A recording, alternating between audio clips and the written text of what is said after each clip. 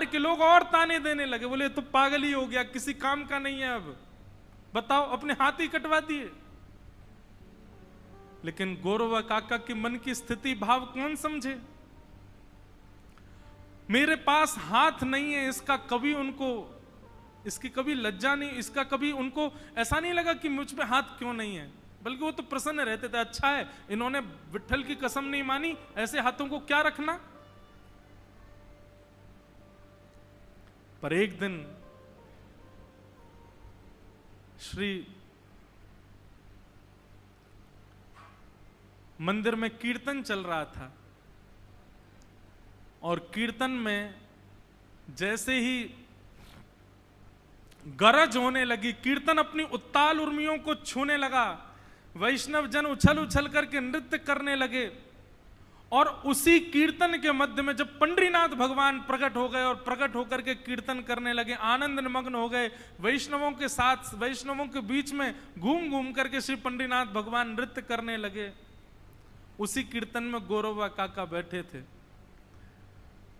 पंडरीनाथ भगवान नृत्य कर रहे, सब ताली बजा बजा करके श्री पंडरीनाथ भगवान के दृश्य को देख रहे थे, और सब कीर्तन चल रहा था, बड़े बड़े वैष्णव वहां बैठे थे। आज पहली बार गौरवा काका के मन में आया, अगर मेरे हाथ होते तो आज कीर्तन में मैं भी करताल बजा करके नृत्य करता, मैं भी अपनी करताल बजा करके आज की कीर्तन में सेवा करता। आज पहली बार उनके मन में आया कि मेरे हाथ होते तो मैं भी सेवा में थोड़ी सेवा करता, करताल बजा के कीर्तन में। और बस ये भाव सोच ही रहे थे। थोड़े थोड़े हाथ थे उनके, पूरी पूरी भुजाएं नहीं थी, यहाँ तक कि जो भुजाएं थी उन्हीं को ही ऐसे जैसे कोई पक्षी अपने पंख फड़फड़ाता है, ऐसे गौरवा काका अपने हाथों को आगे पीछे कर रहे, नेत्रों से आंसू गिर रहे, विठोबा विठ्ठल माजा विठ्ठल गा रहे थे। और वही हाथ आगे पीछे करते करते श्री पंडरीनाथ भगवान को दया आ गई, मेरे लिए त्याग दिया सब कुछ इसने, ऐसा मेरा गौरवा काका बैठा है। और यही हाथ आगे पीछे करते करते करते करते करते करते श्री पंडरीनाथ भगवान की जैसी दृष्टि पड़ी, दृष्टि पड़ती गौरवा काका की दोनों भुजाएं प्रकट हो गईं, और देखते ही देखते करताल बजाने लगे, और उनकी करताल पर श्री विठोबा नृत्य कर रहे हैं, श्री पंडरीनाथ भगवान नृत्य कर रहे हैं।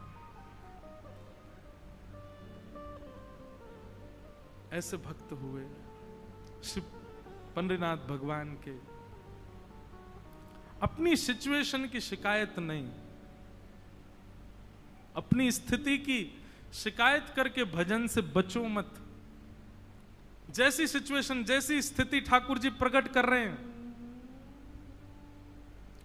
बल्कि मैं तो ऐसा कहूंगा, नॉर्मल सिचुएशन है तो समझो ठाकुर जी की दृष्टि कम पड़ रही है आप पे, बड़ी खतरनाक कर दी, हमारा जब पता ही नहीं चल रहा क्या करे, तो समझो ठाकुर जी पूरे हाथ बांध के आपको ही देख रहे हैं।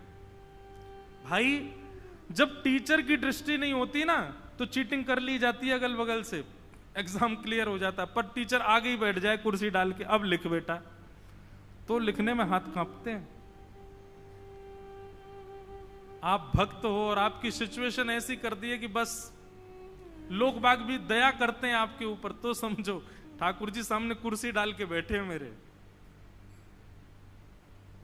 घबराओ नहीं, मैं बोल रहा हूं, पर कभी कभी मेरे जीवन में भी कुछ आए तो घबरा जाता हूं, पर मैं कही गई बातों को ही चिंतन करके संभाल लेता हूं कि नहीं, ठाकुर जी सिचुएशन दे रहे हैं, सामने ही बैठे हैं।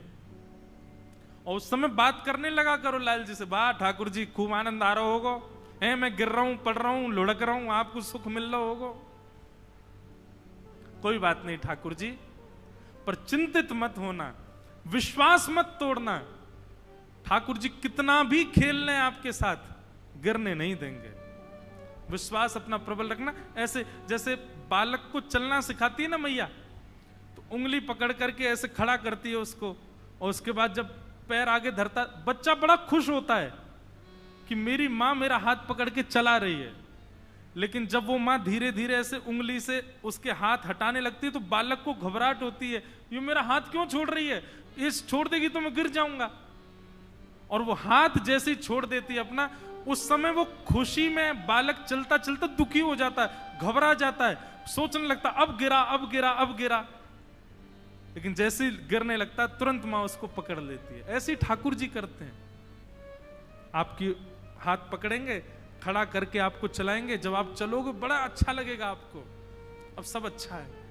फिर ठाकुर जी कहते हैं अब संभलना सीख गया है, चलो अब अपनी उंगली हटाई जाए। जैसे ही ठाकुर जी उंगली हटाते हैं आप घबरा जाते हो, आपको लगता अब गिरा, ठाकुर जी की मुझ पर दृष्टि नहीं है, ठाकुर जी की मुझ पर कृपा नहीं है, सब विपरीत कर दिया मेरा। आपको लगता है मैं गिर जाऊंगा, लेकिन जैसे ही आप गिरने लगते हो पंडरीनाथ अपनी भुजाओं में भर के फिर आपको संभाल लेते हैं। बस विश्वास मत टूटने दो, सब टूट जाए छूट जाए पर आपका भरोसा ना टूटे कभी ठाकुर जी से। भरोसा दृढ़इन चरणन के, भरोसा दृढ़इन चरणन के। अब बात आती है ठाकुर जी पर भरोसा करना, नेक्स्ट स्टेप है। फर्स्ट स्टेप क्या है? अपने गुरु पर भरोसा करो, अपने गुरु की वाणी, गुरु की वार्ता, गुरु के वचनामृत, उन पर भरोसा करो, उन पर पूर्ण विश्वास करना प्रारंभ कर दो। वही विश्वास ठाकुर जी में एक दिन सुदृढ़ हो जाएगा। प्रैक्टिस कर लो गुरु के ऊपर विश्वास करके।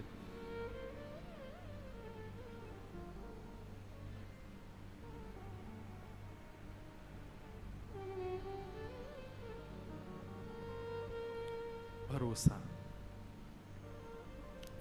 तो सूत जी महाराज ने अपने गुरु श्री सुखदेव जी को वंदन किया, उनको प्रणाम किया, उनको नमस्कार किया।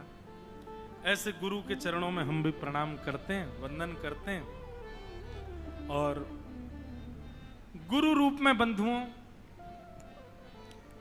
जिसके वचनों के प्रति आपका अटूट विश्वास हो, आपसे पूरी दुनिया ने कह दिया ये काम मत किया करो, ये काम मत किया करो, आपने फिर भी नहीं माना, लेकिन कोई ऐसा व्यक्ति आया उसकी बातों से आपने वो काम छोड़ दिया, समझ जाओ ये आपके गुरु हैं।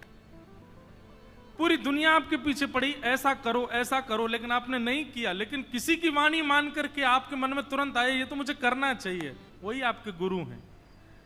जिनकी वाणी सुनकर के आपको अपने सारे समाधान मिलने लग जाते हो, समझ जाना आपके गुरु हैं। और सबसे बड़ी बात, जिनकी वाणी सुनकर के संसार नीरस और कृष्ण प्रिय लगने लग जाएं, सोचो यही आपके गुरु हैं। संसार नश्वर दिखने लग जाए, ऐसे गुरु की शरण ग्रहण करने लगो। सूत जी महाराज ने अपने गुरु को प्रणाम किया, सुखदेव जी को वंदन करने के बाद 2-3 वाणियों में कुछ कहा है। कई माताएं वृंदावन रसामृत से हवा करने लगी, तो मैंने टाइम देखा क्या हुआ। मैंने कि कई माताएं ऐसे तो नहीं कह रही, ऐसे ऐसे करके ऐसे ऐसे भी कर रही है। बोले करो, अब 7:15 हो गए, भूखे भजन ना होए गोपाला। पर आज हमारे यहाँ भक्त राजों के, भक्तों के जो राजा, भक्तों में जो अग्रगण्य ऐसों के वंशज आए हैं, तो थोड़ा ज्यादा ही तरंग आ रही है मुझ में। आज हमको थोड़ा ज्यादा, सुबह वहां हुआ है ना गोपालपुर, तो वहां की वाइब्रेशन से और ज्यादा मन ऐसा हो गया कि ये भी कह दूं, ये भी सुना दूं, ये भी बोल दूं, इसलिए भाव ज्यादा हो गए। पर एक बात कहकर के मैं विश्राम करूंगा। सूत जी की एक बात मानिएगा, क्या कहते हैं कि धर्म स्वनिष्ठितः पुंसाम विश्वक्सेन कथासु यः नोत्पादयदधिरतिं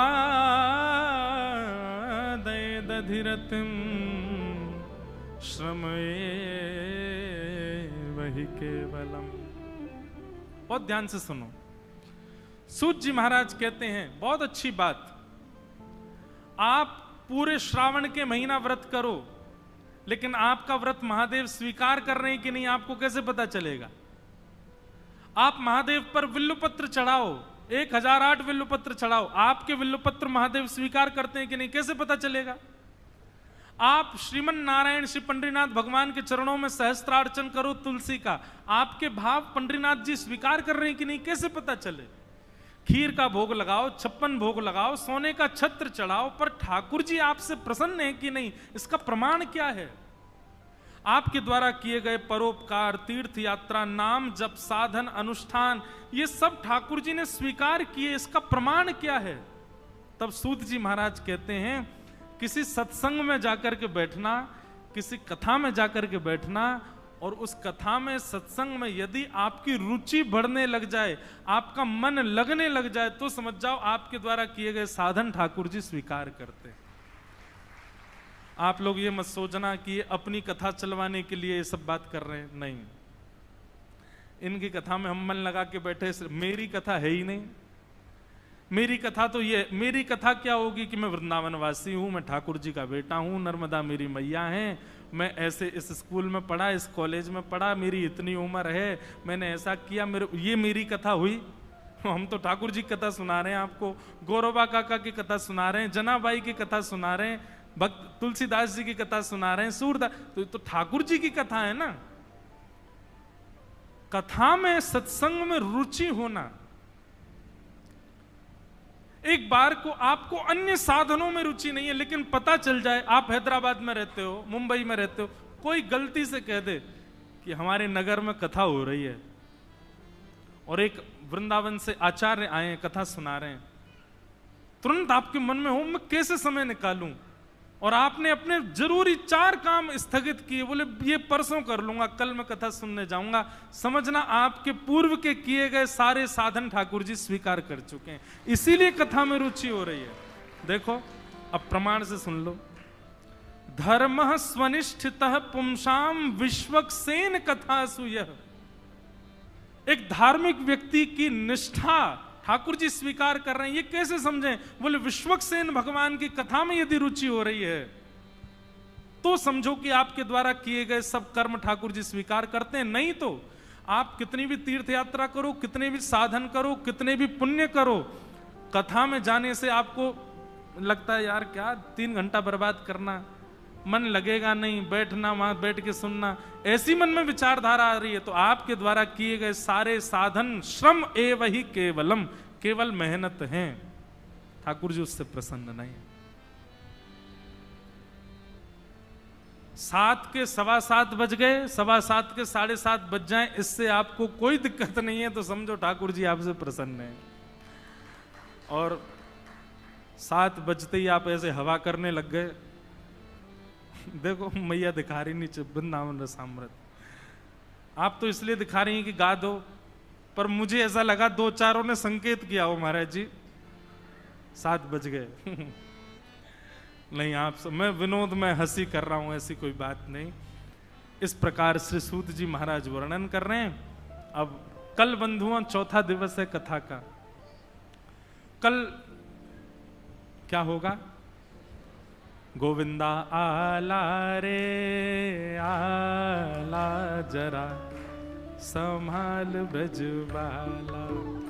कल तो हमारे ठाकुर जी का मंगलमय जन्मोत्सव होगा। आप सब लोग वैसे ही बहुत सुंदर सुंदर बन के आते हो कथा में, कल और सुंदर बन के आना है। बढ़िया ब्रज की गोपी जैसी हमारी सबरी माताएं लगे, और ब्रज के ग्वाला जैसे सब हमारे भाई लोग लगे। कल सबरे ग्वाला गोपी बन करके आओ। कथा अपने समय से शुरू होगी, लेकिन कल कथा आराम से विश्राम होगी। कल भाव से हम लोग थोड़ी देर तक कथा श्रवण करेंगे। आज हमारे मध्य में हमारे श्री नामदेव जी महाराज, श्री तुकाराम जी महाराज के वंशानुगत दोनों महापुरुष पधारे हैं, उनको बारंबार प्रणाम। हमारी इस्कॉन संस्था के वैष्णव आए हैं, उनको बारंबार प्रणाम। हमारे सब वारकरी बालक पधारे हैं, इनको भी बारंबार प्रणाम। अभी इनको भी कुछ सम्मान करना है, तो अभी बस ये कीर्तन के बाद में सब लोग बड़े भाव से गाओ, और हमारे सब वारकरी बालक बढ़िया करताल बजा के गाना। हाँ, उनके दांत बहुत जल्दी जाएंगे, फिर छींक आएगी और नकली दांत निकल के बाहर गिरा करेंगे। नाती पोता ढूंढते ही रहेंगे, दादी आपके दांत वहां पड़े थे देखो, पहन लो इनको। क्यों चले गए इतनी जल्दी? बोले कथा में बहुत बोल रहे थे हम। इसलिए आपको पूरी छूट है, 3:30 पौने 4 बजे तक खूब बोलो। हम यहां आ जाएं और कीर्तन प्रारंभ कर दें, उसके बाद आप मौन रहो, और जब तक हम बोल रहे हैं तब तक आप मौन ही रहो।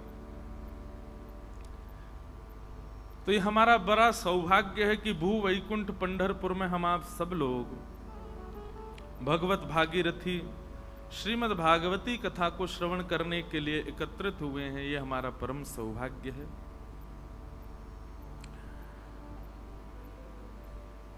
राम कृष्ण हरि। मैया जो अब लेट आ रही हैं वो वहीं बैठ जाओ जहां जगह मिल जाए। हाँ,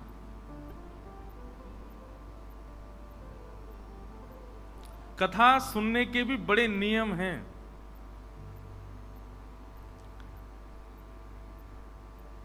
कथा में जो पहले आए उसको ही सन्मुख आना चाहिए, जो विलंब से आए उसको फिर दूर ही बैठना चाहिए। और ये भी कोई शास्त्रीय बात है। नहीं, हम आपको सुना के नहीं करे, सबको बता रहे हैं। विराज जाओ, बेचारी मैया क्षमा मांग रहे हैं। हम सबको बता रहे हैं। हमारी क्या, कहीं भी कथा में जाओ 4 अवर और 4 प्रवर श्रोता होते हैं। प्रवर श्रोता उसको कहते हैं जो श्रेष्ठ श्रोता होते हैं। श्रेष्ठ श्रोता 4 प्रकार के होते हैं: सुक, हंस, मीन और चातक। ये 4 अवर श्रोता, प्रवर श्रोता, अच्छे श्रोता। प्रवर श्रोता का मतलब अच्छे श्रोता। तो अच्छे श्रोता 4 प्रकार के होते हैं। पहला होता है उनमें चातक। चातक पक्षी जो होता है उसका एक नियम होता है। वो जब बोलता है तो ऐसा लगता है प्यासा हूं, प्यासा हूं, प्यासा हूं, ऐसे ही बोलता है। उसको बोलो कि तू नदी का पानी पी ले, पोखर का पानी पी ले, तालाब का पानी पी ले, नहीं पीता। उसकी प्यास एक ही जल से बुझती है। कब? काले काले बादल आके जब गरज के बरसते हैं उसको पीता है, मुंह खोल, चौंच खोल के। तो प्रवर श्रोता कैसे होते हैं? उनको कहो मन शांत करना है, चलो हम तुमको एक मोटिवेशनल स्पीकर के पास ले चलते हैं, हम तुमको फलानी चीज दिखा के लाते हैं, एक पिक्चर दिखा के लाते हैं, या फिर बाह्य संसारी चीजों से उसके मन को शांत करने का भाव। लेकिन वो कहे कि इन सब से मेरी हृदय की शांति नहीं, मेरी हृदय तो तब शांत होगा जब पंडरीनाथ भगवान का कोई चरित्र सुनाए, कोई भागवत की कथा सुनाए। संसारी बातों से मेरे चित्त को सुख नहीं मिलने वाला है, मुझे तो हरि चर्चा सुनाओ, उसी से ही मुझे शांति मिलेगी। ये चातक पक्षी जैसे श्रोता का लक्षण होता है। दूसरे श्रोता, अच्छे श्रोता का लक्षण होता है हंस। याद रखिएगा, हंस। हंस का स्वरूप होता है कि वो दूध और जल दोनों को मिला दो तो वो दूध पी जाता है, जल छोड़ देता है। आप कथा में जा रहे हैं तो वहां कंस की भी बात बताई जा रही है, वहां पर रावण की भी बात बताई जाती है, वहां पर कुंभकर्ण की बात भी बताई जाती है। लेकिन आपको श्रेष्ठ श्रोता बन के बैठना है, वही ग्रहण करना है जिससे आपकी भक्ति बढ़े। कई बार श्रोता अपने मतलब की बात सुनते हैं बस। एक व्यास जी ने कथा की, कथा करने के बाद लौट करके अपने घर गए तो पोथी भूल गए यजमान के यहां, राजा के यहां कथा की थी उन्होंने। पत्नी ने कहा पोथी तो लाए नहीं, जाओ दोबारा लेकर के आओ। वापस लौट करके राजा के दरबार में जब गए तो द्वार पर राजा की बेटी मिली। वो कथा सुनती थी पूरी बैठ करके। उसने व्यास जी को देखा, बहुत ध्यान से सुनिएगा, बहुत अच्छी बात है। तो राजा की बेटी मिली, उसने, व्यास जी अरे आपने इतनी अच्छी कथा सुनाई, मेरे सारे प्रश्नों के उत्तर दे दिए आपने। व्यास जी बोले तुमने कथा में क्या सुना, तुमको क्या अच्छा लगा? तो वो राजा की बेटी बोली कि आपने कथा सुनाई थी कि सुभद्रा को अर्जुन अच्छा लगता था और उन दोनों ने भाग करके विवाह कर लिया। मुझे भी हमारा द्वारपाल बहुत अच्छा लगता है, मैं भी उससे भाग करके ब्याह करना चाहती हूं। 2-3 लोगों ने कहा कि ये तो गलत है। मैंने कहा व्यास जी ने कथा में सुनाया था, वो कथा में बताई सारी बातें अच्छी होती हैं, शास्त्रीय होती हैं, तो मैं तो उससे ब्याह करने वाली हूं। व्यास जी बोले जिससे पहले कि लोग मुझे ढूंढ के मारे मैं भगूं यहां से, ये क्या सीखा तुमने? व्यास जी और थोड़े अंदर गए तो बेटा मिला राजा का, वो भी आगे बैठ के कथा सुनता था। उसने प्रणाम किया, बोले आपने इतनी अच्छी कथा सुनाई। व्यास जी को लगा बेटी ने तो कुछ भी सुन लिया, इसने कुछ अच्छा सुना होगा। तुमने क्या सुना कथा में? वो बोलता है महाराज आपने कथा सुनाई थी कि कंस पूरी तरह तैयार हो चुका था, मथुरा का राजा बनने के लायक हो गया था, लेकिन दुष्ट पिता उग्रसेन उसको बैठने ही नहीं दे रहा था। उसने अच्छा किया, उग्रसेन को पकड़ के जेल में डाल दिया और खुद जबरदस्ती बैठ गया। मैं भी ये योजना बना रहा हूं, अपने पिता को जेल में डालूंगा, खुद गद्दी पे बैठूंगा। आपने कथा में मेरा समाधान बता दिया। व्यास जी बोले मेरी पोथी कहां है भैया, मैं भागूं यहां से। थोड़ा और आगे गए तो राजा की पत्नी मिली। तुमने क्या सीखा कथा से? उसने कहा मेरे तो आपने जन्म जन्मांतर के सारे प्रश्नों के उत्तर दे दिए। व्यास जी को लगा इसको तो कुछ अच्छा मिला होगा। क्या सीखा? बोले मैंने तो द्रौपदी को अपना गुरु बना लिया। तो द्रौपदी से क्या सीखा? बोले उसके एक नहीं 5 पति थे।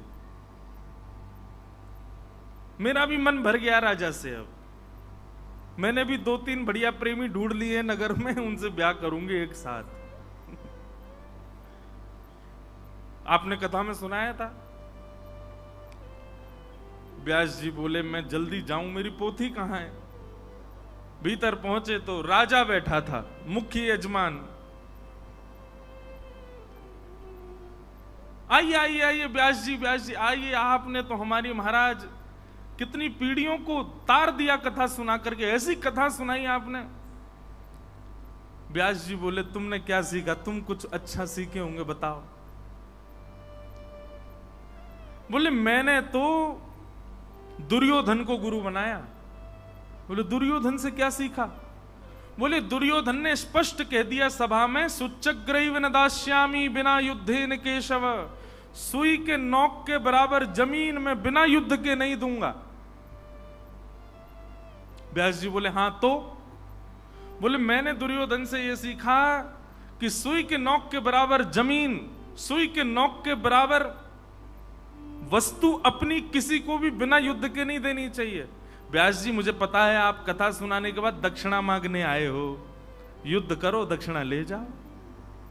व्यास जी बोले नहीं चाहिए दक्षिणा, मेरी पोथी दे दो बस। लोग अपने मतलब की बातें सुन लेते हैं कई बार कथा में। भगवान श्री कृष्ण ने 16,108 ब्याह किए महाराज जी, 1-2 हमारे भी हो जाएं, एक खुलेआम हो जाएगा, एक गोपनीय हो जाएगा। हम भी तो भगवान के अंश हैं। करो, 4-5 कर लेना, कोई दिक्कत नहीं है। पर 2 बातें और माननी पड़ेंगी साथ में। क्या? भगवान श्री कृष्ण 16,108 पत्नियों के साथ एक ही समय पर एक ही साथ अलग अलग रूप में रहते थे। आप भी रहो तो आपको मंजूर है। और दूसरी बात, भगवान श्री कृष्ण ने 11 वर्ष 56 दिन की आयु तक जितनी ब्रज लीला की, उसमें से कोई एक आपको भी करनी पड़ेगी। या तो गिरिराज जी उठाओ, या फिर 1 तोला विष चाट लो, अग्नि पी जाओ, कालिया नाग तो बहुत दूर की बात है, कोबरा ही उठा के दिखा दो। हम केवल अपने फायदे और अपने मतलब की बातें सुन लेते हैं कथा में। वक्ता की बातें हंस बन के सुनो। हंस मोती और हंस दूध चुगता है, ग्रहण करता है। जिससे मेरी भक्ति बढ़े, मैं ऐसी चर्चा सुनूं, ऐसे वार्ता सुनूं, ऐसे भाव सुनूं। तो श्रोता का दूसरा लक्षण हंस। श्रेष्ठ श्रोता का तीसरा लक्षण है चातक हंस, तीसरा हुआ मीन माने मछली। मछली का स्वरूप कैसा है? आप चंद्रभागा में जाओ और मछली जी को कहो, हे मछली जी, आप चंद्रभागा नदी में रहती हो, नदी का पानी है, जल तो 10 रुपए 20 रुपए में आता है, इससे महंगा तो दूध होता है, चलो मैं तुमको दूध में रखूंगा। मछली को ले जाकर के मटका भर के दूध में धर दो, बोले इसमें रहो, ये महंगा है, और इससे बढ़िया छाछ में रहो, छाछ और बढ़िया लगती है। मछली कहेगी आपने मुझे जल से दूर किया तो मेरे प्राण निकल जाएंगे, चाहे दूध कितना भी अच्छा हो, चाहे छाछ कितनी भी बढ़िया हो, मेरे प्राण तो केवल जल में रह सकते हैं। मतलब हमको कोई कितना भी लोभ देवे, कृष्ण भक्ति से भी श्रेष्ठ ये है, कथा से भी श्रेष्ठ ये है। और पास में थिएटर है, मूवी लगी है, नई नई पिक्चर आई है, कोई बढ़िया देख के आते हैं, कथा तो सबको सुनने दो। अच्छा, एक चीज मेरे मन में कल आ रही थी, बहुत ध्यान से सुनना। कई लोगों को बोलते हुए देखा जाता है, कहां जा रहे हो? बद्रीनाथ ये कोई उम्र है तुम्हारी? तो कब जाएं बद्रीनाथ? आंखों पे पड़ेगा जाला, नाक से बहेगा नाला, लाठी से पड़ेगा पाला, तब जाओ बद्रीनाथ।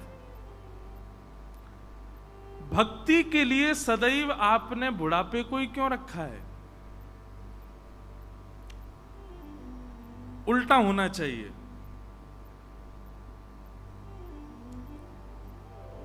बाल्यकाल में भक्ति हो। कौमाराचरेत प्राज्ञो धर्मान भागवतान इह। श्री प्रहलाद जी महाराज कहते हैं भागवत जी में कि कुमार अवस्था से भक्ति करनी चाहिए। कुमार अवस्था किसको कहते हैं? ये 11 वर्ष के बाद धीरे धीरे बालक कुमार होने लगता है, 11-12 वर्ष के बाद। वैसे तो 14 वर्ष के बाद होता, पर अब जमाना बदल गया है। कुमार अवस्था से भक्ति होनी चाहिए। लोग बाग कहते हैं कि कथा सुनने का समय क्या? बोले बुढ़ापा। बद्रीनाथ जाने का समय क्या? बुढ़ापा। वृंदावन जाने का समय क्या? बुढ़ापा। नाम जप कब करना है? बुढ़ापे में। उल्टा होना चाहिए। हरि भजन, हरि भक्ति, हरि नाम स्मरण युवावस्था में हो, कुमार अवस्था में हो। और विषय भोगों के लिए सोचो, ये तो बुढ़ापे में करेंगे, बुढ़ापे के लिए छोड़ दो। श्रेष्ठ बात इतनी है कि इंद्रियां जब पूर्ण बलवान हों तब हरि भजन होना चाहिए, और इंद्रियां जब पूर्ण योग से किसी भी भक्ति, किसी भी भोग को भोगने में सक्षम हो, तब हरि भजन करना चाहिए। ठाकुर जी को अच्छा लगता है कोई युवावस्था से ही भक्ति करे, भक्ति भाव में रहे। तो श्रोता का तीसरा लक्षण क्या है? मीन यानी कि मछली। उसको कथा के अलावा कुछ और, भारी भजन के अलावा, हरि भक्ति के अलावा कुछ और बताओ तो उसका मन ना लगे, नहीं मुझे तो यही रहना है, जैसे मछली पानी में रहती।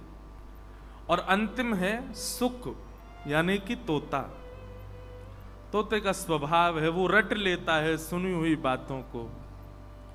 ऐसी श्रोता सुनी हुई कथा के प्रसंगों को रट ले, याद कर ले, जीवन में उतार ले, और जब 20 लोगों के बीच में बैठे तो उसको सुना दे। ये श्रोता के 4 प्रवर लक्षण हैं।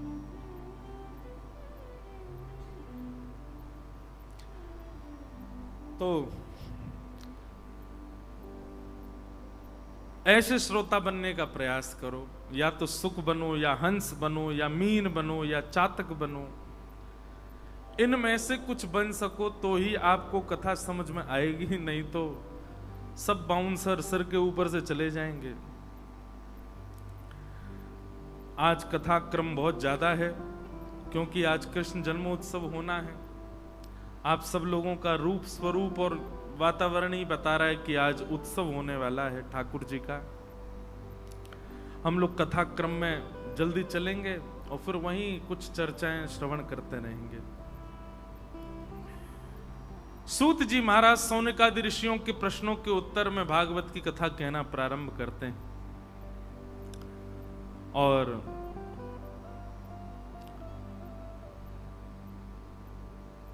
भाव बताते हुए वे बताते हैं कि भागवत की रचना कैसे हुई और क्यों हुई। बहुत ध्यान से सुनिएगा। इदं भागवतम नाम पुराणं ब्रह्म संहितं उत्तम श्लोक चरितं चकार भगवान ऋषि। श्रीमद् भागवत जी की रचना वेदव्यास जी महाराज ने की है। क्यों की, कैसे की, ये सारा विवरण अब यहां बताया जा रहा है। बहुत ध्यान से सुनना।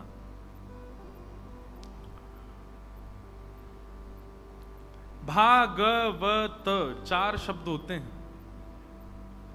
भा से भक्ति, ग से ज्ञान, व से वैराग्य, त से त्याग। इन चारों में से कुछ तो आपके अंदर आना चाहिए 7 दिन की कथा में। पहला है भक्ति। आप कहोगे हम में तो भक्ति है महाराज जी। भक्ति होने का मतलब आप क्या समझते हो? मुझ में भक्ति है, इसको आप कैसे डिफाइन करोगे, कैसे बताओगे, कैसे स्वीकार करोगे कि मैं भक्त हूं या मुझ में भक्ति है?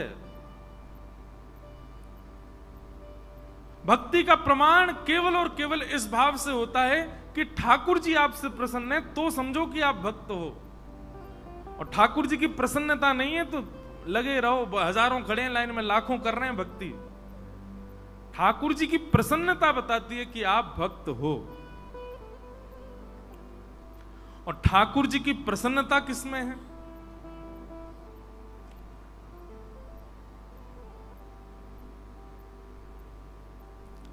हरि भक्तों को देख करके आपको प्रसन्नता हो, हरि कथा सुनने में आपकी रुचि हो, हरि धामों में जाने की आपकी इच्छा हो, तो समझो कि हरि आपसे प्रसन्न है। समझ में आई बात?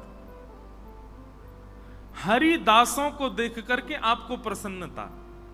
आप एयरपोर्ट पर हो, आप रेलवे स्टेशन पर हो, आप बस स्टैंड पर हो, कहीं भी हो, और तभी आपको कोई हरि भक्त दिखाई दे जाए तो उस हरि भक्त को देख करके एक क्षण के लिए आप अपनी स्थिति भूल जाओ और प्रसन्नता में आनंदित हो जाओ।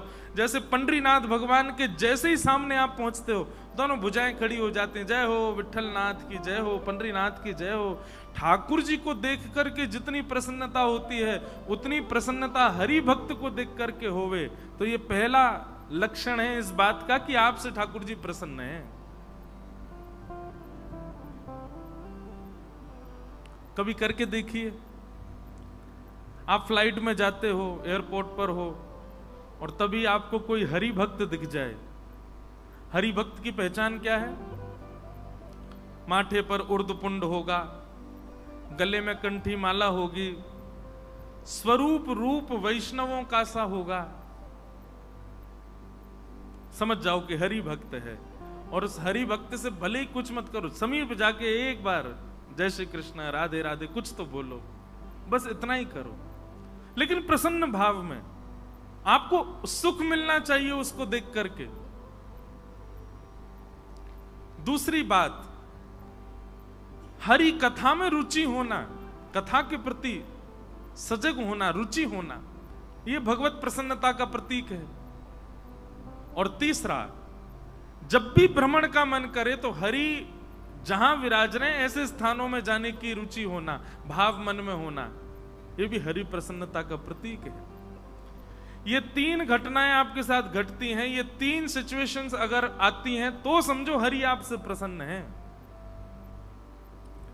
हरिदासों को देख करके प्रसन्नता नहीं है, कथा में ज्यादा रुचि नहीं है, और तीर्थों में जाने की ज्यादा इच्छा नहीं है, तो आप केवल और केवल पूजा कर रहे हो, श्रद्धा कर रहे हो, सुमन अर्पित कर रहे हो। ठाकुर जी उससे प्रसन्न नहीं है।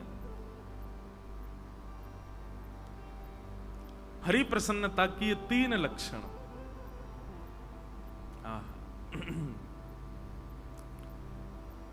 तो